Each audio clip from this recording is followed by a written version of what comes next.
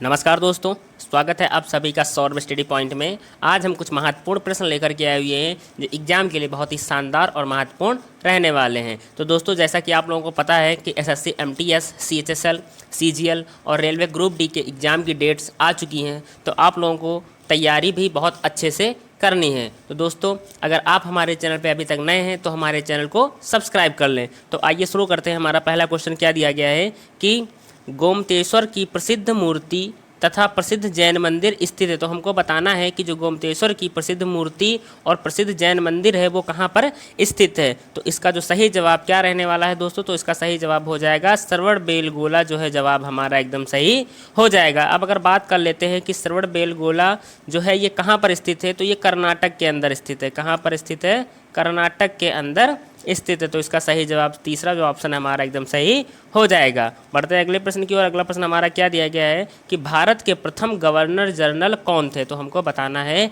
कि जो भारत के प्रथम गवर्नर जनरल थे वो कौन थे। तो आइए जानते हैं कि इसका सही जवाब क्या रहने वाला है। तो इसका सही जवाब हो जाएगा दोस्तों, इसका सही जवाब हो जाएगा लॉर्ड विलियम बेंटिंक जो है हमारा जवाब एकदम सही हो जाएगा। तो ए ऑप्शन जो हमारा पहला ऑप्शन है वो एकदम सही हो जाएगा। आइए देखते हैं अगला प्रश्न हमारा क्या दिया गया है। अगला प्रश्न दिया गया है कि पानीपत की प्रथम लड़ाई किन दो सेनाओं के बीच लड़ी गई थी। तो हमको बताना है कि जो पानीपत की लड़ाई प्रथम लड़ाई थी दोस्तों वो किन दो सेनाओं के बीच में लड़ी गई थी। तो आइए जानते हैं कि इसका सही जवाब क्या रहने वाला है। तो इसका सही जवाब हो जाएगा बाबर तथा इब्राहिम लोदी जो है इसका जवाब एकदम सही हो जाएगा। अब अगर बात कर लेते हैं कि पानीपत की प्रथम लड़ाई कब हुई थी। तो पानीपत की प्रथम लड़ाई के बारे में अगर बात करते हैं तो ये हुआ था 1526 में। 1526 में पानीपत का प्रथम युद्ध हुआ था जिसमें बाबर और इब्राहिम लोदी के बीच में युद्ध हुआ था और इसमें बाबर की विजय हुई थी दोस्तों। किसकी विजय हुई थी? बाबर की विजय हुई थी। अब अगर बात कर लेते हैं सेकेंड युद्ध, सेकेंड युद्ध के बारे में बात करें तो सेकेंड युद्ध हुआ था 1556 में। 1556 में हुआ था अकबर और हेमू के बीच में। किसके बीच में? अकबर और हेमू के बीच में। अकबर और हेमू के बीच में युद्ध हुआ था जिसमें विजय किसकी हुई थी दोस्तों? तो अकबर की इसमें विजय हुई थी। अब अगर बात कर लेते हैं पानीपत के तीसरे युद्ध के बारे में तो पानीपत का तीसरा युद्ध 1761 ईस्वी में हुआ था। किन किन के बीच में हुआ था? अहमद शाह अब्दाली और मराठों के बीच में हुआ था। और किसके बीच में? मराठों के बीच में हुआ था। अब दोस्तों अगर बात करें किसकी विजय हुई थी तो इसमें अगर हम विजय के बारे में बात करें तो इसमें अब्दाली की विजय हुई थी। तो इसमें किसकी विजय हुई थी? अब्दाली की विजय हुई थी। आगे बढ़ते हैं अगले प्रश्न की ओर। अगला प्रश्न हमारा क्या दिया गया है कि रेलगाड़ी के पहिए बनाने का कारखाना कहाँ स्थित है। तो हमको बताना है कि जो रेलगाड़ी है इसके पहिए बनाने का जो कारखाना है वो कहाँ पर स्थित है। तो इस ऑप्शन में जो चार ऑप्शन दिए गए हैं इसमें सही जवाब हमारा क्या रहने वाला है? तो येल हिंका जो है हमारा जवाब एकदम सही हो जाएगा। अब अगर थोड़ी सी जानकारी दोस्तों और ले लेते हैं कि रेलगाड़ी के बारे में थोड़ी सी जानकारी लेते हैं। सबसे पहले जानते हैं कि जो येल हिंका है ये कहाँ पर स्थित है दोस्तों। तो ये कहाँ पर स्थित है आइए जानते हैं। तो ये कर्नाटक के बेंगलोर ज़िले में। कहाँ पे? कर्नाटक के बेंगलोर ज़िले में स्थित है। येल हिंका जो है ये कर्नाटक के बेंगलोर ज़िले में स्थित है। अब अगर बात कर लेते हैं रेलगाड़ी के बारे में थोड़ी सी, तो रेलगाड़ी सबसे पहले कब चली? तो 1853 में मुंबई से थाणे के बीच में। मुंबई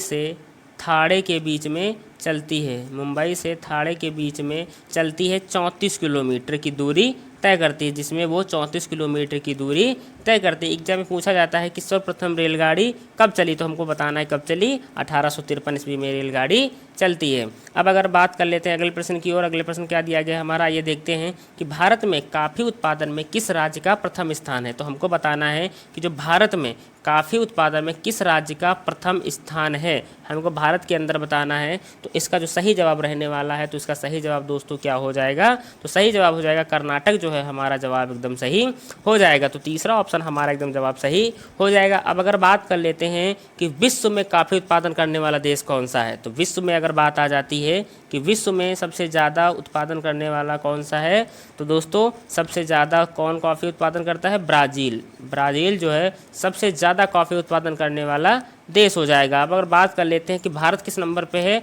तो भारत की जो रैंक हो जाएगी वो हो जाएगी 5th नंबर की रैंक हो जाएगी। 5वें नंबर पे भारत सबसे ज़्यादा उत्पादन करने वाला हमारा भारत देश है। अब अगर बात कर लेते हैं थोड़ी सी कॉफ़ी के बारे में, कॉफ़ी में कौन सा पदार्थ पाया जाता है, तो कॉफ़ी के अंदर कैफ़ीन पाया जाता है दोस्तों, कैफ़ीन की मात्रा पाई जाती है।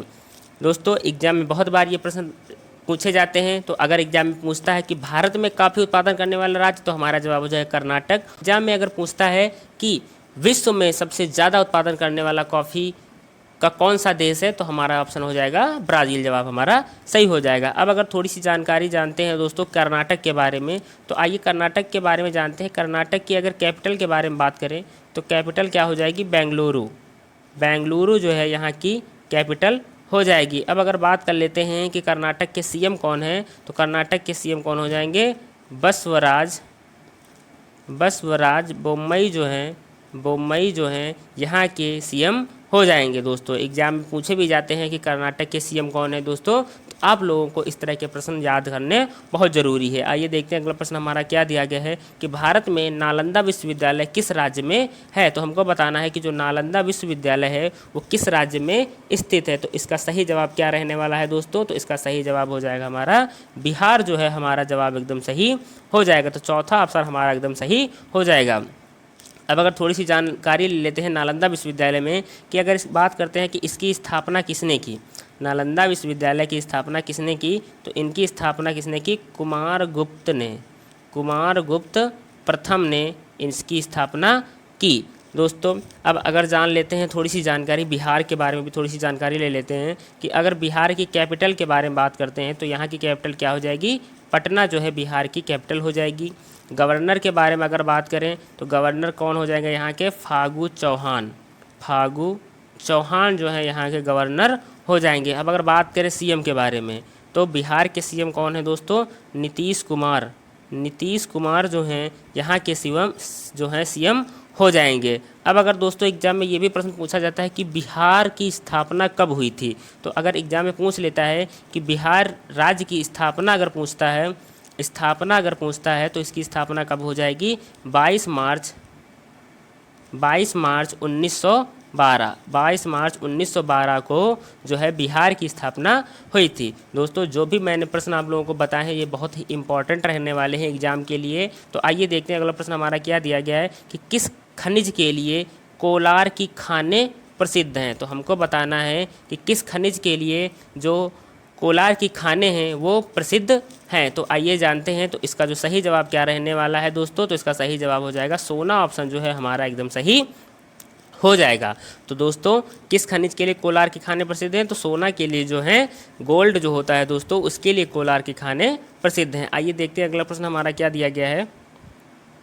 विश्व का सबसे लंबा रेलवे प्लेटफार्म कहाँ है, तो हमको बताना है कि जो विश्व का सबसे लंबा रेलवे प्लेटफार्म है वो कहाँ पर है। तो दोस्तों वो हमारा इसका जवाब हमारा क्या हो जाएगा? खड़गपुर जो रेलवे स्टेशन है सबसे लंबा रेलवे स्टेशन है। अब अगर बात करें ये कहाँ पर स्थित है दोस्तों, तो ये पश्चिम बंगाल के अंदर स्थित है। पश्चिम बंगाल के अंदर रेलवे खड़गपुर जो प्लेटफॉर्म है वो सबसे लंबा प्लेटफॉर्म है और यहाँ पश्चिम बंगाल में स्थित है। अब अगर बात करें इसकी जो लंबाई है कितनी है दोस्तों, तो 1072 मीटर जो है इसकी ये लंबाई हो जाएगी।